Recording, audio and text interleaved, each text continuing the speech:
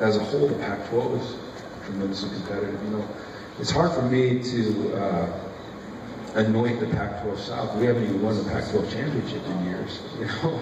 But I can tell you this, whoever comes out of the Pac-12 South representing the South in the Pac-12 championship game will have earned it day in and day out, week in and week out on that field, because it's going to be challenging as it gets.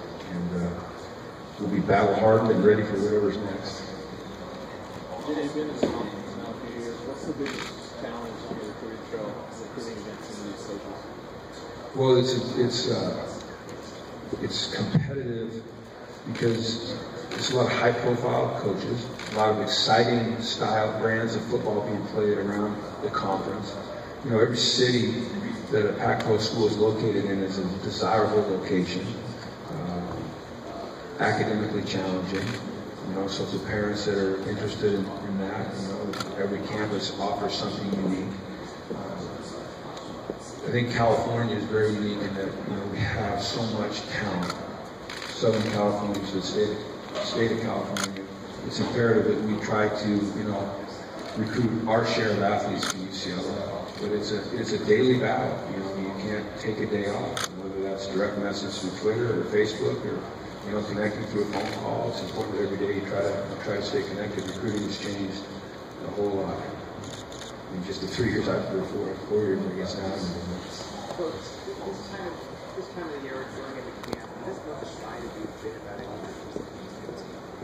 No, I'm always excited. You know, every year for me is just a new proposition, a different proposition. I can't say I'm ever more or less excited. You know, there's always questions that need to be answered. There's always expectations that you're trying to meet. We talk about internal expectations. There's always for me, I love to coach football. I love to compete. I love to be around these men, and you know, I'm pretty blessed to be able to do what I'm doing. I'm always excited. I'm usually pretty fired up on the football field. Jim, when you talk to your team, do you talk specifically to them about winning the national title, or do you say Pac-12 title? We are talking about the process more than anything right now. I think that's something that we've learned, you know, maybe through last year.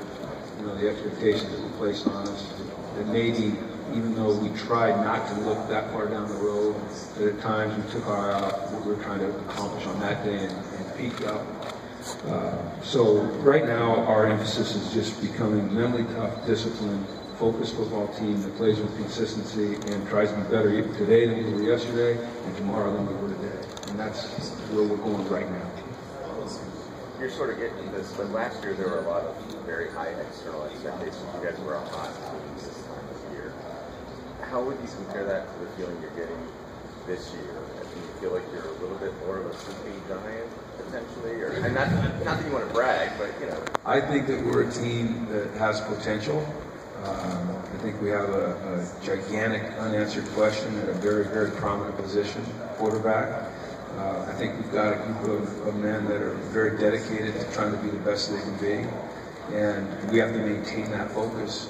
And as I said, find that level of consistency that we have not been able to attain in the last 3 years. If we can do that, then we will have a chance. But that's a tough task. And it's something we have to focus on every single day.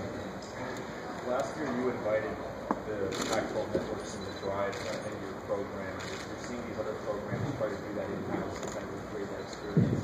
I just wondered what you thought of that experience and would you do it again? I would absolutely do it again. I thought the Pac-12 network did a tremendous job.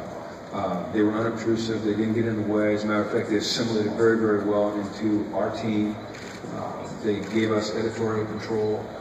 So the message was really our message.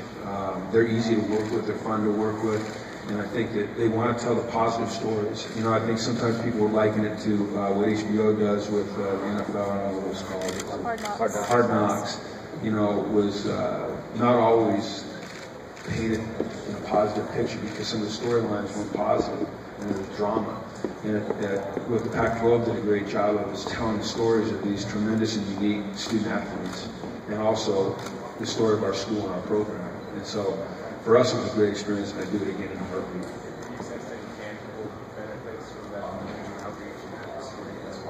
You know, I don't know. You know, I think what it did is it gave us a chance to expose our program to people nationwide kids, families that maybe were interested in recruiting, that were interested in UCLA.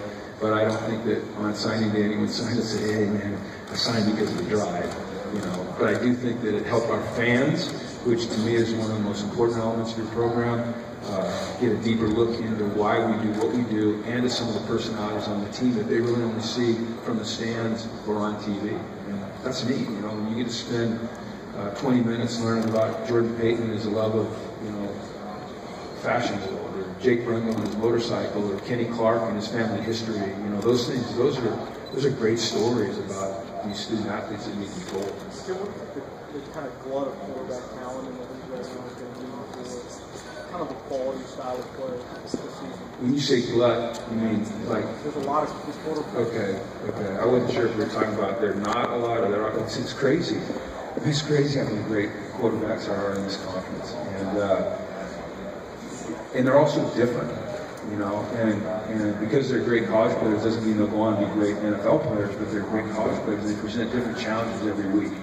When you talk about just I'll just pull out 3 names. You talk about Kessler and Solomon and Goff. I'll just pull it. Let's talk about Pervici. These are 2.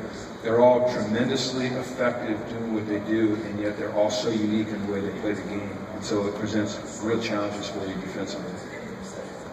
If Rosen, his ceiling, does he fit in with that group?